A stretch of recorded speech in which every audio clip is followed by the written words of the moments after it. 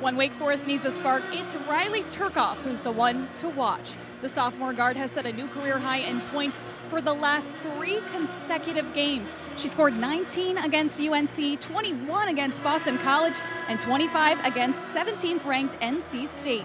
Coach Jebbia told me Turcoff likes to enforce her will on the game, and today, Wake will need every bit of that firepower to secure their first ACC road win this season. Tonight's matchup is going to be the biggest challenge yet for head coach Fran Brown, as the Orange are seeking their second-ranked win of the season, something that this program hasn't been able to do since 2001. It's also the start of a 35-day stretch without a home game for Syracuse football, so a win tonight could bring them major momentum. Today, Syracuse celebrates Military Appreciation Day by honoring retired Army Sergeant Major Michelle M. Johnson and her 24-year career. Now a doctoral candidate at Syracuse's Newhouse School, she chose the university for its reputation and support of veterans. She told me that being honored was so great, the moment was special, but afterwards, a little girl came up to her and gave her a hug. She said that moment of honor was for the little girl as much as it was for her, telling me now this little girl knows that she could see herself in a position like mine someday. Sergeant Major Johnson, thank you for your service and your continued dedication to excellence. He simply won't have the time or the space to execute plays, and the entire offense could struggle. That's why this new addition of Demetrius Weatherspoon at offensive tackle, a standout transfer from Howard University, is so crucial. His experience and his skills could be the key to turning around a group that was the lowest graded in the ACC last season.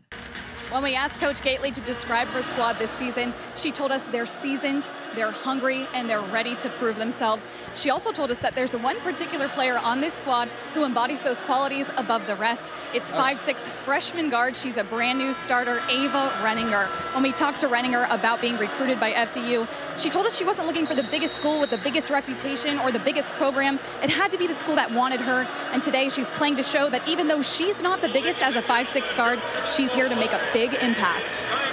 Syracuse men's lacrosse steamrolled Jacksonville in the season opener 24-5.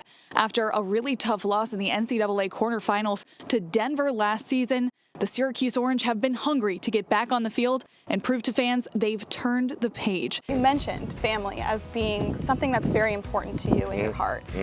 How important is it to you now to be a role model for children, given that you're a new dad? Yeah, you know, it's crazy. Welcome into sports on NCC News. I'm Maria Wainscott. It's Super Bowl Sunday, football's grand finale, and what a night it was. The confetti has fallen, the champs are crowned, and the takes are already flying. We'll break it all down, plus everything else making headlines in the world of Syracuse sports and beyond. All-Star season is officially here, and Syracuse is making its presence felt in a way we haven't seen in decades.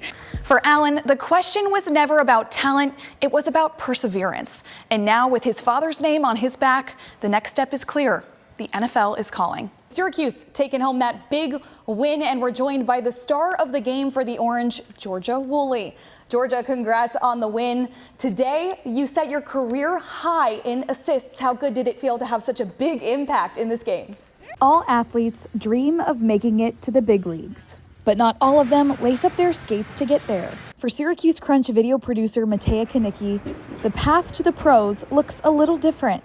She's not on the ice, but just like the players she films, she's grinding every day, putting in the work, chasing her own call-up to the NHL. Interning at the Crunch has honestly changed my life. I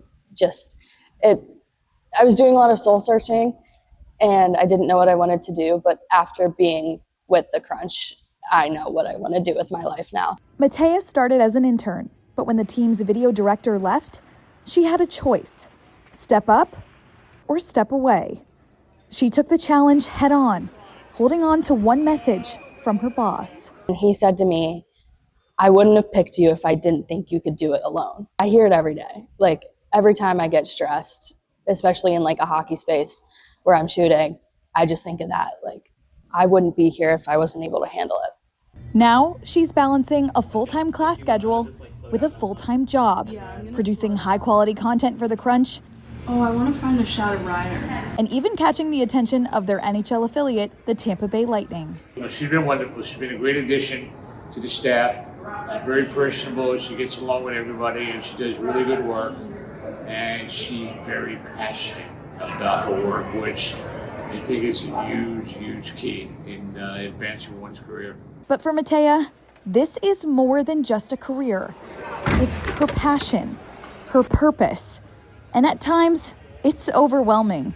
And the season coming to a close can be hard to imagine. Oh God, I'm like tearing up right now, like even just thinking about it. I mean, it has been like the absolute joy of my life. She's built up the Crunch's videography department, and in return, the experience has shaped her in ways she never expected. The girl who first walked into those arena doors is not the same girl who is walking out of them. She may not wear a jersey, but she's just as much a part of the team. And just like the players she captures, she's got her sights set on the next level. For NCC Sports, I'm Maria Wainscott.